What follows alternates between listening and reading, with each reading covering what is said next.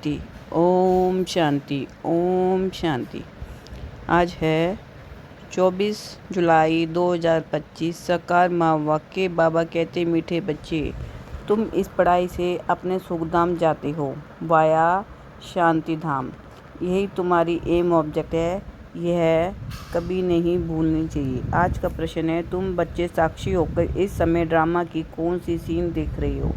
तुम बच्चे साक्षी होकर इस समय ड्रामा की कौन सी सीन देख रहे हो? उत्तर है, इस समय ड्रामा में टोटल दुख की सीन है। अगर किसी को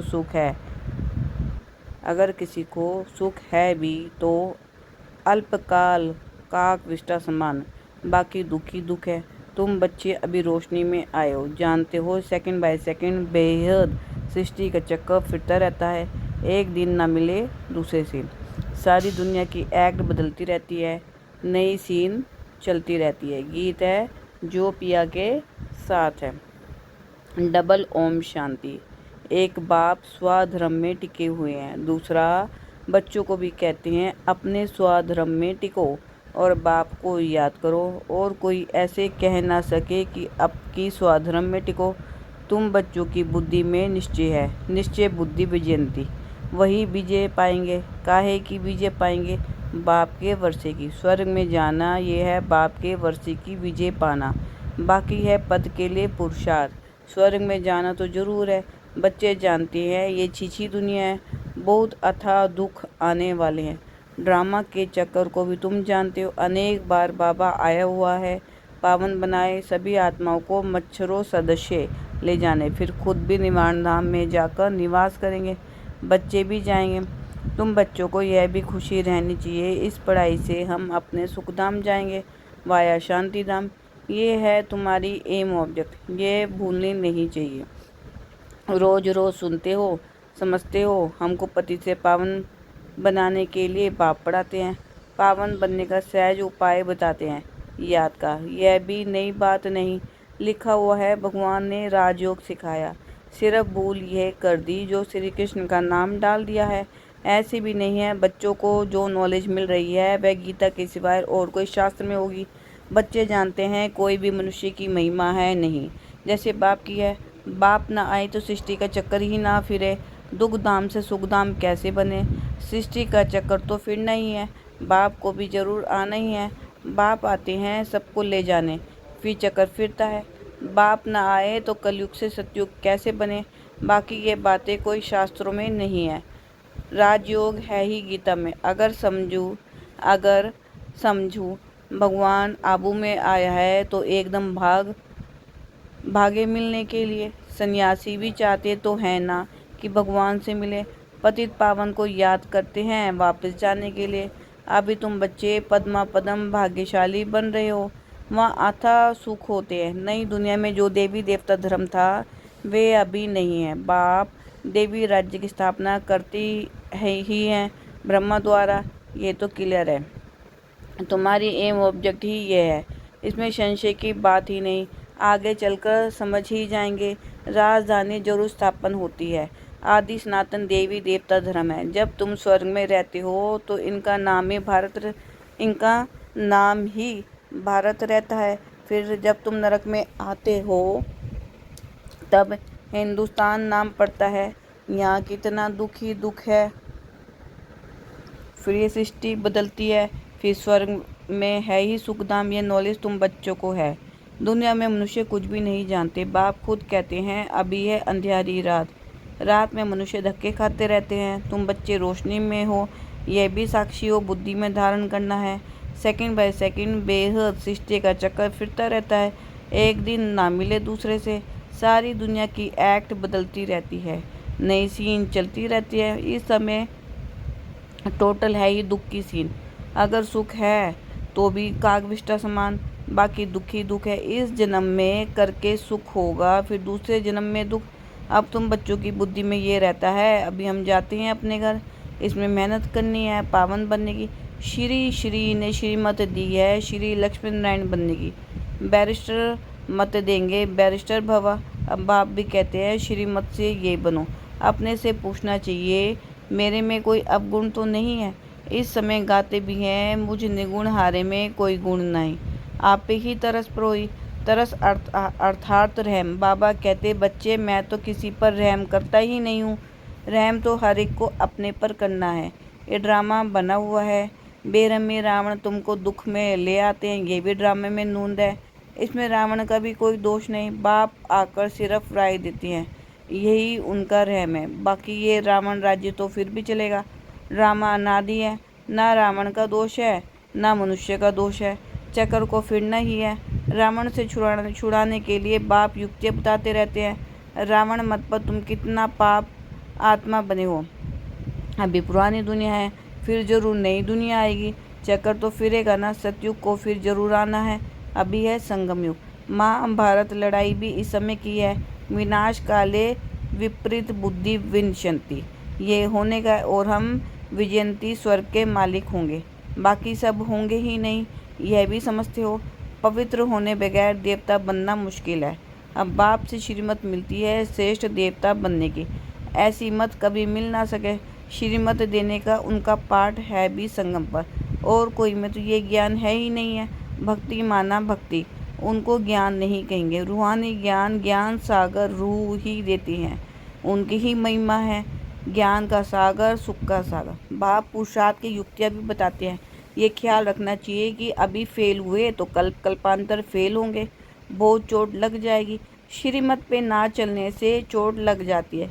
ब्राह्मणों का झाड़ बढ़ना भी जरूर है, इतना ही बढ़ेगा जितना देवताओं का झाड़ है। तुमको पुरुषार्थ करना और कराना है। सैपलिंग लगती रहेगी, झाड़ बड़ा हो जाएगा। तुम जानती हो अभी हमारा कल्याण हो रहा है। पतित दुनिया से पावन दुनिया में जाने का कल्याण होता है। तुम बच्चों की बुद्धि का ताला अभी खुला है। बाप बुद्धिमानों की बुद्धि है ना, अभी तुम समझ रहे हो, फिर आगे चल देखना किस किस का ताला खुलता है। ये भी ड्रामा चलता है, फिर सतयुग से रिपीट होगा। लक्ष्मी नारायण जब तख्त पर बैठते हैं तब समन शुरू होता है। तुम लिखते भी हो 1 से 1250 वर्ष तक स्वर्ग कितना क्लियर है। कहानी है सत्यनारायण की, कथा अमरनाथ की है ना।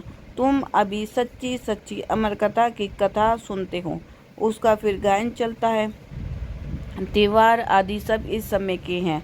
नंबर 1 पर्व है शिव बाबा की जयंती। कलयुग के बाद जरूर बाप को आना पड़े दुनिया को चेंज करने। चित्रों की कोई अच्छी रीति से देखे, कितना पूरा हिसाब बना हुआ है। तुमको ये खातरी है जितना कल पहले पुरुषार्थ किया है उतना करेंगे जरूर। साक्षी हो, औरों को भी देखेंगे, अपने पुरुषार्थ को भी जानते हो, तुम भी जानते हो। स्टूडेंट अपनी पढ़ाई को नहीं जानते होंगे।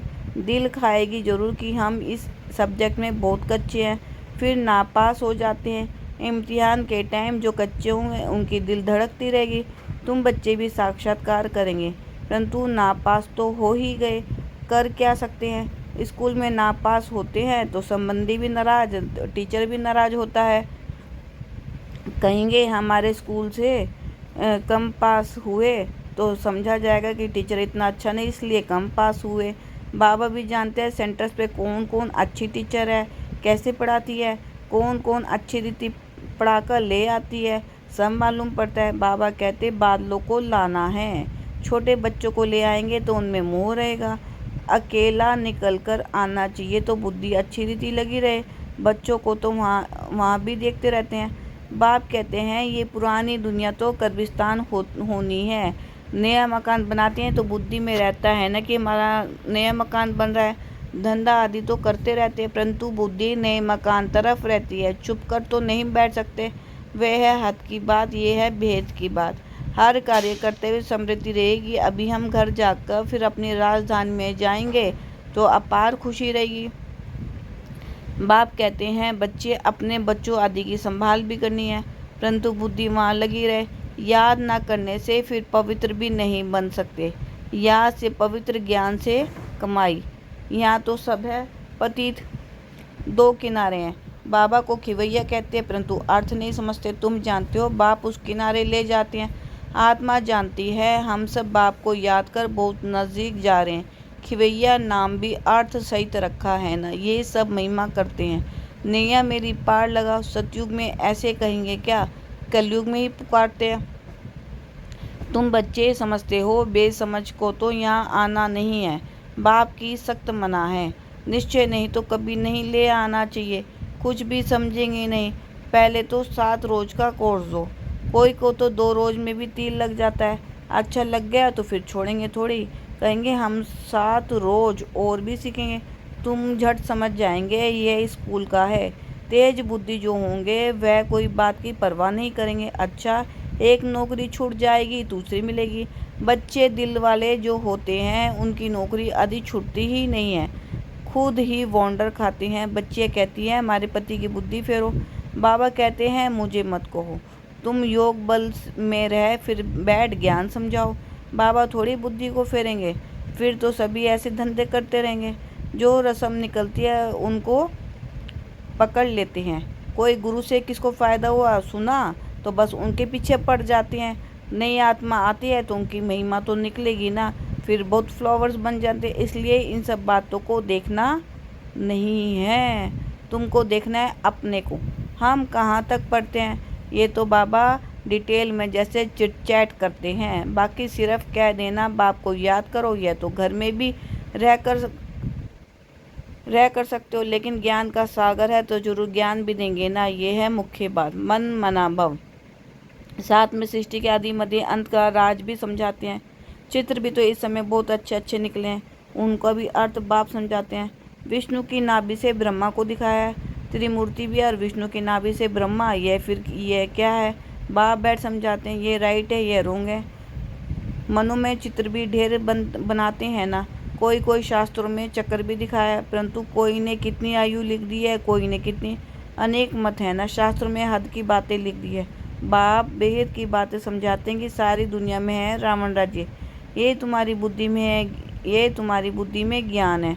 हम कैसे पतित बने फिर पावन कैसे बनते हैं। पीछे फिर और धर्म आते हैं, अनेक वैरायटी है, एक ना मिले दूसरे से। एक जैसे फीचर्स वाले दो हो ना सके, ये बना बनाया खेल है जो रिपीट होता रहता है। बाप बच्चों को बैठ समझाते हैं, टाइम थोड़ा होता जाता है, अपनी जांच करो। हम कहाँ तक खुशी में रहते हैं, हमको कोई विक्रम नहीं करना है, तूफान तो आएंगे। बाप समझाते हैं बच्चे अंतर्मुख होकर अपना चार्ट रखो तो जो भूले होती है उनका पश्चाताप कर सकेंगे। यह जैसे योग बल से अपने को माफ़ करते हो। बाबा कोई क्षमा या माफ़ नहीं करते, ड्रामा में क्षमा अक्षर ही नहीं है। तुमको अपनी मेहनत करनी है, पापों का दंड मनुष्य खुद ही भोगते हैं। क्षमा की बात ही नहीं, बाप कहते हैं हर बात में मेहनत करो। बाप बैठ युक्ति बताती हैं आत्माओं को। बाप को बुलाते हैं पुराने रावण के देश में आओ, हम पतितों को आकर पावन बनाओ। परंतु मनुष्य समझते नहीं, वह है आसुरी संप्रदाय, तुम हो ब्राह्मण संप्रदाय, देवी संप्रदाय बन रहे हो। पुरुषार्थ भी बच्चे नंबरवार करते हैं, फिर कह देते हैं इनकी तकदीर में इतना ही है। अपना टाइम वेस्ट करते हैं। जन्म जन्मांतर कल्प कल्पांतर ऊंच पद पा नहीं सकेंगे। अपने को घाटा नहीं डालना चाहिए, क्योंकि अभी जमा होता है फिर घाटे में चले जाते हो। रावण राज्य में कितना घाटा होता है। अच्छा, मीठे मीठे सिखले दे बच्चों प्रति माता पिता बाप दादा का याद प्यार हो। Good morning. रूहानी बाप की रूहानी बच्चों को नमस्ते। हम रूहानी बच्चों की रूहानी बाप दादा को दिल व जान से सिख व प्रेम से नमस्ते। Good morning. शुक्रिया मीठे मीठे बाबा। धारणा के लिए मुख्य सार, अंतर्मुखी बन अपनी जांच करनी है। जो भी भूलें होती है उनका दिल से पश्चाताप कर योग बल से माफ़ करना है, अपनी मेहनत करनी है। सेकंड पॉइंट है बाप की जो राय मिलती है उस पर पूरा चलकर अपने ऊपर आप ही रहम करना है। साक्षी हो अपने व दूसरों के पुरुषार्थ को देखना है, कभी भी अपने आप को घाटा नहीं डालना है। वरदान, विश्व कल्याण की भावना द्वारा हर आत्मा की सेफ्टी के प्लान बनाने वाले सच्चे रहमदिल बाप। विश्व कल्याण की भावना द्वारा हर आत्मा की सेफ्टी के प्लान बनाने वाले सच्चे रहमदिल बाप। वर्तमान समय कई आत्माएं अपने आप ही स्वयं के अकल्याण के निमित्त बन रही है। उनके लिए रहमदिल बन कोई प्लान बनाओ। किसी भी आत्मा के पार्ट को देखकर स्वयं हलचल में नहीं आओ, लेकिन उसकी सेफ्टी का साधन सोचो। ऐसे नहीं कि ये तो होता रहता है, झाड़ को तो झड़ना ही है। नहीं, आए हुए विघ्नों को खत्म करो। विश्व कल्याणकारी व विघ्न विनाशक का जो टाइटल है उस प्रमाण संकल्प वाणी व और कर्म में रहमदिल बन वायुमंडल को चेंज करने में सहयोगी बनो। स्लोगन, कर्म योगी वही बन सकता है जो बुद्धि पर अटेंशन का पहरा देता है। कर्म योगी वही बन सकता है जो बुद्धि पर अटेंशन का पहरा देता है। अव्यक्त इशारे, संकल्पों की शक्ति जमा कर, संकल्पों की शक्ति जमा कर श्रेष्ठ सेवा के निमित्त बनो। लास्ट में फाइनल पेपर का क्वेश्चन होगा, सेकंड में फुल स्टॉप, इसी में ही नंबर मिलेंगे। सेकंड से ज़्यादा हो गया तो फेल हो जाएंगे। एक बाप और मैं, तीसरी कोई बात नहीं। ऐसे नहीं ये कर लूँ, ये देख लूँ, ये हुआ नहीं हुआ, ये क्यों हुआ, ये क्या हुआ, ऐसा कोई भी संकल्प आए तो फाइनल पेपर में पास नहीं होंगे। ओम शांति।